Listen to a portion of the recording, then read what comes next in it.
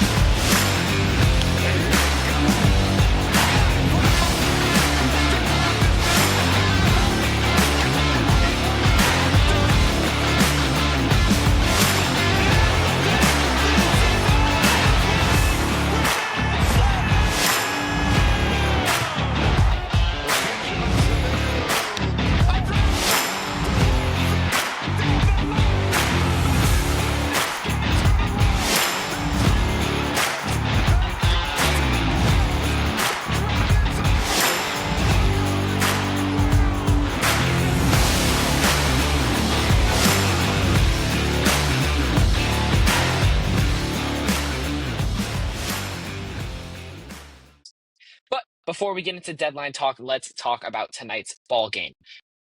I actually want to start with a little bit of an unsung hero, and I want to talk about Cole Young. Cole Young's been very good recently. I don't have any stats to back this up. I'm sort of just talking out my ass tonight. But Cole Young, 3 hits tonight, really could have had four. He had 110-mile-an-hour exit velocity on one of his singles. He hit it to right field, left field. He hit it in the air to right, on the ground to right. He used what he was given at the plate, the pitches he was used. He took those pitches and sent them where they needed to go. He got on base. He ran the bases well. He played solid defense again. And I think he's just been a little bit of a sort of guy just to sort of ease second base. The Mariners haven't had a guy to hold down second base and play it well, both offensively and defensively, really in a minute. And Cole Young has been that, especially over the past 2-3 weeks, ever since a game in Anaheim when he had, I believe, 2 hits. Ever since that 2-hit game, he's been very, very good. It's been really good to see. He's been above average as a hitter, definitely been above average as a fielder as well. And I think he's still working on stuff. We've heard on the broadcast that Perry Hill and Cole Young are working day in, day out to continue working on some stuff. And he's getting better, and you can see it in the field, and you can definitely see him working on stuff with Edgar, Seitz, or whoever to work on stuff at the plate. He's using the pitch he's given, and he just looks like a pure hitter. And I think those extra base hits are going to come. When is that homer going to come? It's tough to know. Could it come tomorrow? I'm personally hoping it comes tomorrow, goes about third row in section 108-ish. To young man that hosts the On the Diamond and Into the Deep podcast. And if you haven't heard of it, you should go check out the TikTok, the Instagram, the Twitter at Diamond and Deep on all socials. Just a shameless little plug there. I will be at the ballpark again. This will be releasing on Tuesday, so I'll be at the ballpark tonight. I was also at the ballpark on tonight, as in Monday. I'm going to be there Monday and Tuesday. And I think, to me, before I get into Randy Arozarena, Cal Raleigh, I do actually briefly just want to mention on the crowd and just the vibes of the ballpark. This is something that I talk about a lot on this podcast.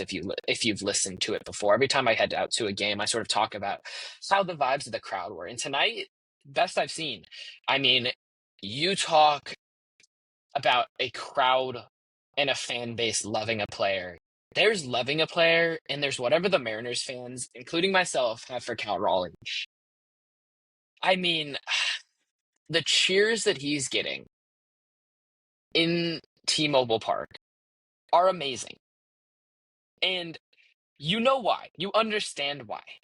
Because this guy is one of just, I think, five players, I believe it's five, who hit 33 home runs before the end of June. And those guys are Junior 98, McGuire 98, Sosa 98, and Bonds in 01. The pace which Cal Raleigh is on right now for homers is astounding. And he's doing it playing almost every day behind the plate. So you can understand why this fan base adores the Big Dumper. And you can understand why he's getting standing ovations before at bats. And why that he comes up with the bases loaded. The crowd is majority on their feet and chanting MVP during that at bat. And yes, Yankees fans, get mad about it. Because this is a catcher doing something that is unheard of for a catcher. He's making history that if Judge was doing this, you'd be all on your horses. If you had a catcher doing this, you'd be all over it. Because this is an elite defensive catcher that just won a platinum glove. And yes, I know his savant numbers are down. And yes, his defensive metrics are down. But he's still an elite framer. He's gonna get more caught stealings. And what he's doing at the plate is unheard of. It's amazing. And why don't you just go watch and appreciate it? Because at this point, there's nothing you can do except for sit back and enjoy what the guy's doing. And if that makes you mad that he's getting MVP chance in his home ballpark, so be it. This is a catcher with 33 home runs on June 30th. A catcher. If you don't understand how taxing that is on the body, then I'm sorry. I have nothing for you. And I don't want to target this at anyone, but the amount of Yankees fans mad about MVP chance, all I can say is, I think you guys are a little scared. That's all I can say. But, I mean, really, like I said, the vibes of the ballpark are elite. They're immaculate. They're the best they've been, I think, in a long time. And even with the Mariners not playing great ball, I think you see engagement with the fans. You see people watching the game having a good time with good energy. And yes, today was 80 something degrees and beautiful weather for baseball and the best you can ask for. Beautiful, wonderful night at T-Mobile Park where the team played great ball. But the energy from hour and a half before first pitch at the ballpark was already rocking and rolling. It's something that's fun, and that's what it should be like. You should have fans engaged. And I was sitting up in the 300 level, and I had a little kid up behind me a few rows back, yelling for Julio, yelling for Randy, not because they could hear him, but because that's what made him happy. I look back, you can see how happy the kid is. That's what it's about. Let's grow the fan base with the youth. Let's grow the fan base with everybody. That's the energy I want to see. That's the energy I want to feel. That's the energy the players are going to feed off. And Randy Arozarena is number one on guys that feed off of energy. And he fed off of it in a big way. His first homer, a hung breaking ball over the middle of the plate that he takes. It's a little bit on the outside edge, so he takes it, sends it out to the deepest part, really the deepest gap, about 380 to the right center gap. He hits it right over the wall in the gap for a home run. He then comes back, gets a fastball on the top rail. This was a really, really impressive swing. And if you haven't gone and watched it, go watch it. Because the stuff that he's doing and that swing are amazing. That's an incredible swing. That's 95 on the top rail, up and away from you. And you're taking that and sending that 400 feet out to right center. You're taking that oppo. Are you kidding me? That's an incredible swing. He feeds off the energy of the crowd. You could feel his energy sort of coming off of him. It was amazing. And if you watched him around the bases, you could sort of feel the joy with which he plays the game. That's what it's all about. And I've said the word joy and energy and all this so many times. And it's because it's important. It's because it's all about that type of stuff. And hopefully that continues tomorrow night. Hopefully he can get a good start from Hancock and he can keep the bats alive. And let's hopefully go get a series win here against Kansas City and then go win at least 2 or 3 against Pittsburgh. And we'll talk again before Pittsburgh and we'll see what we're going to be talking about.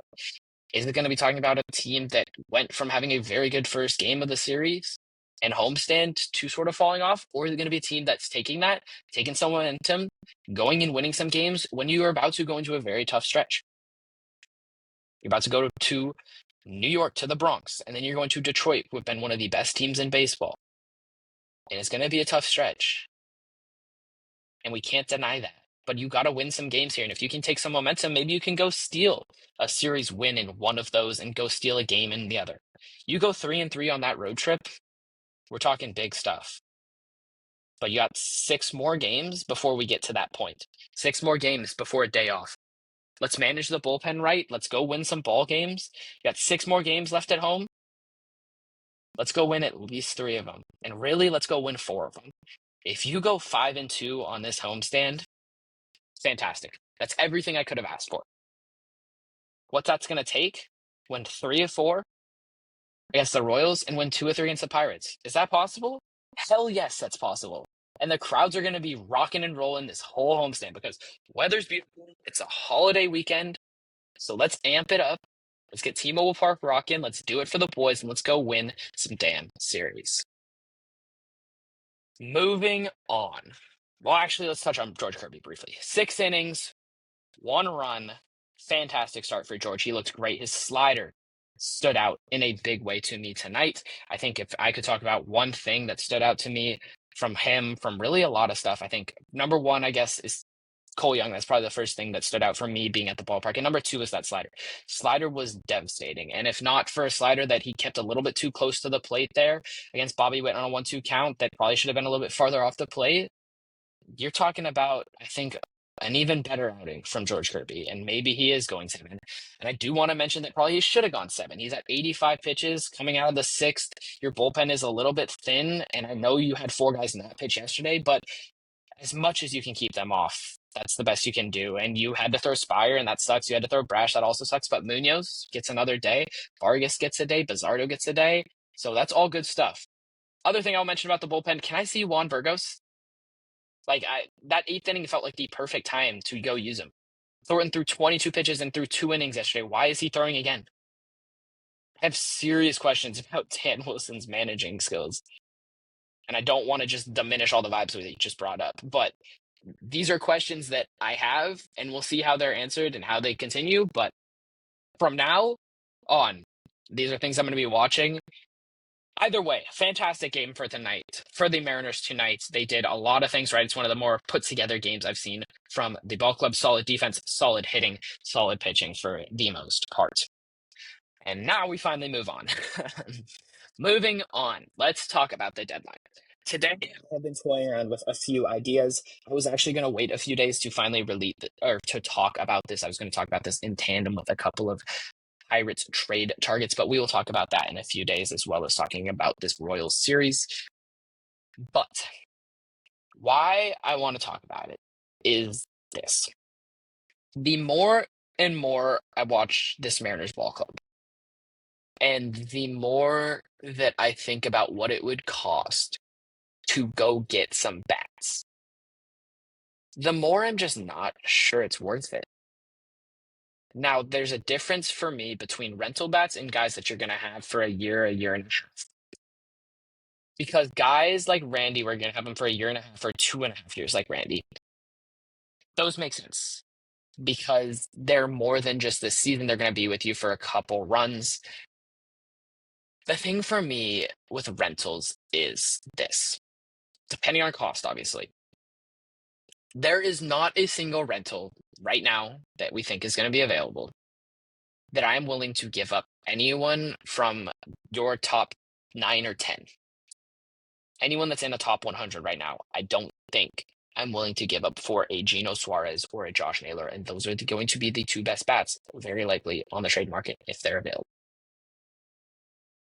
So, how are you going to pivot from that?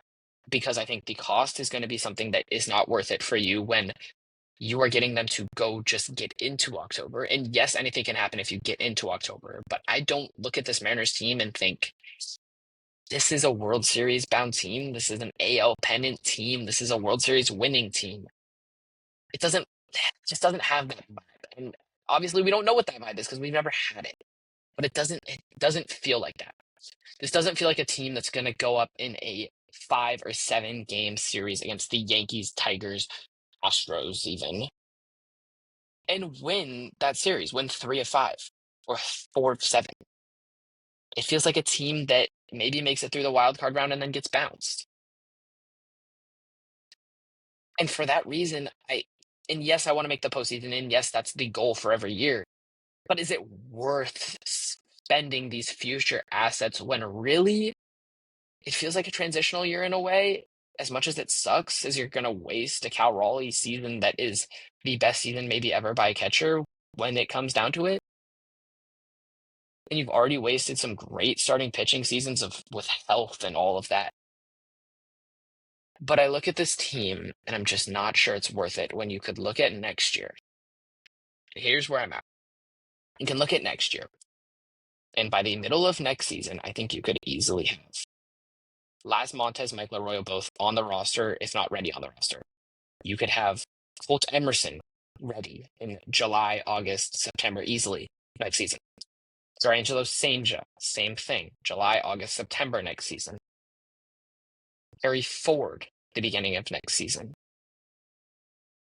I think there are a lot of prospects that it doesn't make sense to either trade them or to block them or anything.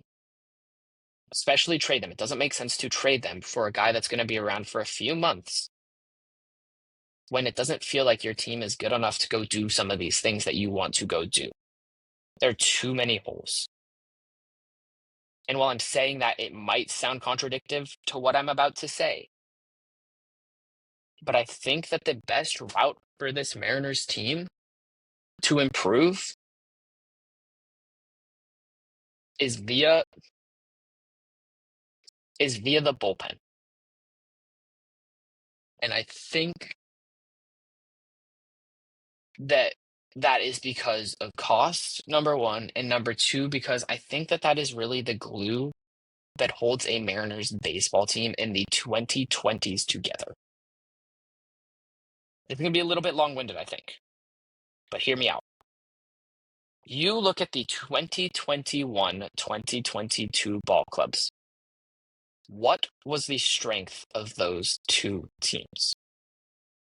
Yes, starting pitching was great in 2022. And yes, a trade deadline acquisition pushed you over the edge to make the postseason. But I think the strength of both of those teams was the bullpen.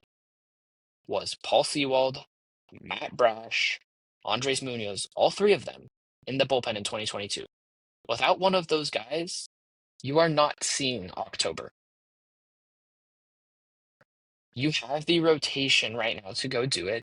And honestly, as frustrating as the offense was in May, they had a good month of June, they had a good month of April. This offense might be good enough to go do it if you go bolster this bullpen.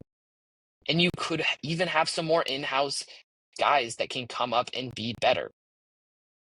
Look, you have Victor Robles potentially coming back at some point. Ryan Bliss maybe potentially coming back at some point still. Cole Young, I think, is only going to get better. Julio hasn't reached what he's been able to in the past. Neither has Randy. Neither really has Solano. JP has had a good season, but he's been streaky, and I think he can get better even.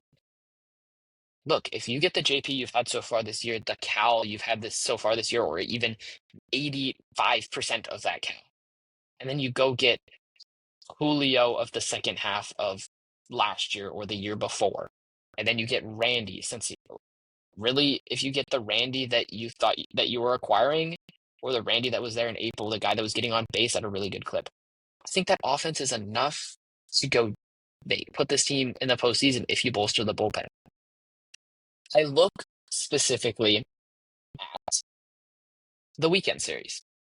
I look at Friday night's game first. Friday night, Logan Gilbert comes out in the sixth. The Mariners are up 5-1. He gives up 4 runs. They lose the lead. And I want you to remember back to 2022 and what Matt Brash did in 2022 and 2023. His role was to be the bridge guy, basically.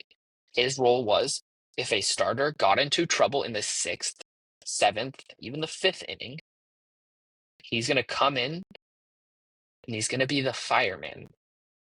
Matt Brash is the fireman. That's his nickname because he extinguished fires that starters got themselves into, and that allowed them to win a lot of ball games.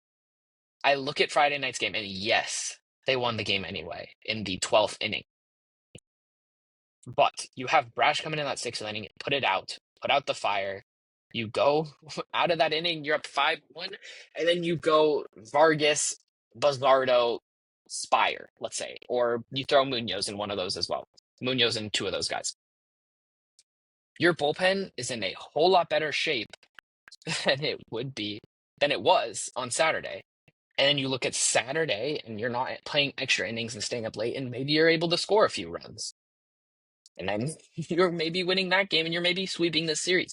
I think it cannot be understated how much the usage of a bullpen matters.